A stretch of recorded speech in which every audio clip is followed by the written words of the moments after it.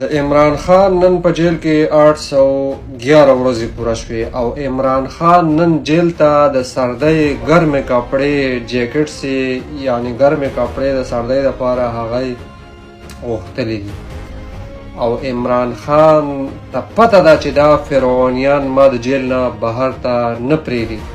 چې کله دا عمران خان د جیل نه بهر ته راپرېښو نو دغه فرعون دغه ظالم جابر حکومت دا به ختم وي او لعنت دی وي په دغه لیډرشپ باندې اسد قیصر زمونږ د بیپا ولی محمد خان او د پنجاب چې څومره MNAs MPs دي په ټولې دې لعنت وي چې عمران خان نن جیل ته د سردۍ موسم دپاره ګرمې کپړې